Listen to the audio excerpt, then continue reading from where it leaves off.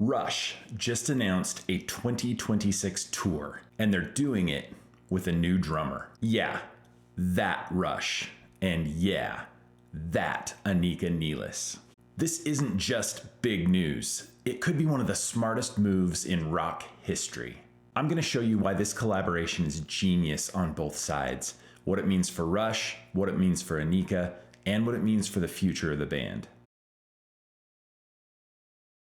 Rush is honestly one of the bands that you've heard of your entire life, even if you've never listened to a single song. And Neil Peart, he wasn't just a drummer, he was a composer behind the kit. Technical, poetic, and untouchable. When he passed in 2020 after battling brain cancer, it felt final. Rush had already stopped touring, and to most fans, including myself, it seemed like the story of Rush was over. So when they announced a new tour, the first in more than a decade, it meant something huge. They weren't done. The new tour is called 50-something, and it kicks off in summer of 2026 at the Kia Forum in Los Angeles, California, which is significant because that's where the band played their last show with Neil Peart. 12 shows across 7 cities, 2 full sets per night, featuring about 35 songs from Rush's catalog. And behind the drums, Anika Nilles, the German composer, educator, YouTube phenom, and absolute powerhouse. Anika initially built her fame through absolutely jaw-dropping performances on YouTube. Since then, she's toured internationally, released several acclaimed albums, and even worked with legendary guitarist Jeff Beck. And if you've listened to Anika play, you know that one of the things that sets her apart from other drummers is her phrasing. She doesn't just play odd times or odd groupings, it's like she dances through them. It's precision with a ton of personality. And not only is she a fantastic musician, she's also humble, gracious, and laser focused on serving the music. I'll be honest with you, I didn't get Rush for a long time. In high school, when people found out that I was a drummer, they'd say, "Oh, I bet you love Neil Peart." I heard that guy's name so many times that I absolutely refused to listen to him. You know those people who refuse to like something just simply because it's popular? Yeah, that was me. Fast forward about 20 years, I'm teaching, and one day a colleague hands me a copy of Neil Peart's instructional DVD, A Work in Progress.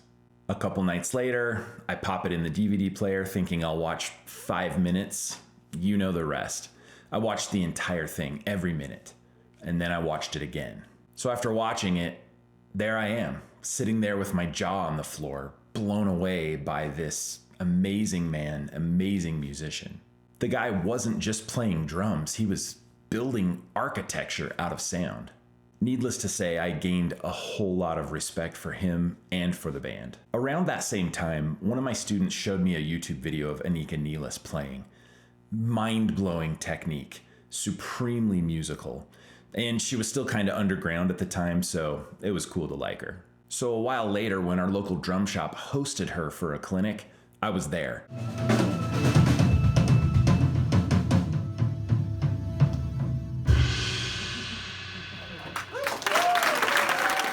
She was gracious, funny, super incisive, very sharp, incredibly musical. And after the clinic, she was also really generous. She took the time to talk to everybody, shake hands, sign autographs, take pictures. During the clinic, she said something that immediately rang true to me, and I've repeated it to my students since then.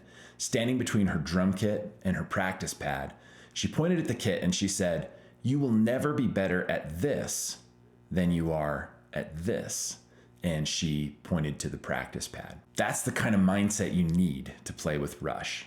So, how do Rush and Anika Nilles fit together?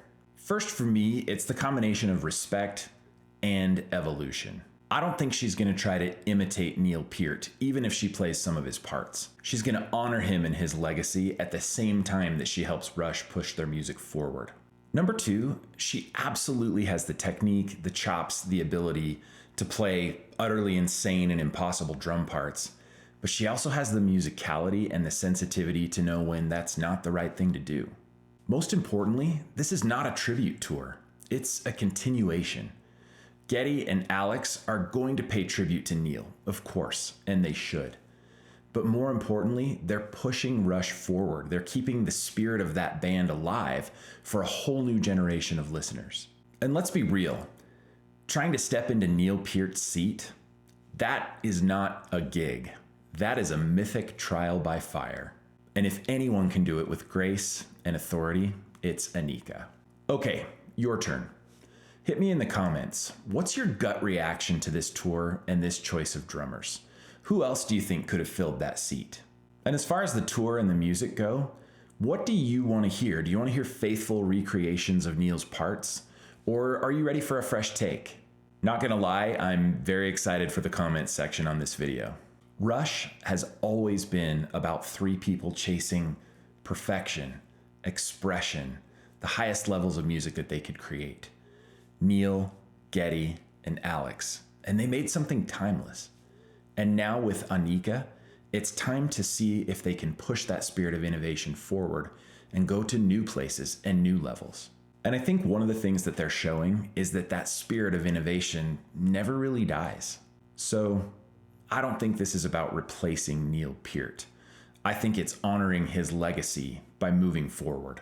I am super stoked, beyond stoked for Rush, and I'm super stoked for Anika. I cannot wait to see what comes of this tour and what comes after. And pointing at the drum kit, she said, you'll never. Dude, I'm trying to make, why am I making Anika Nilles Scottish or something? Dude, she's German. Like, get it right. Ugh.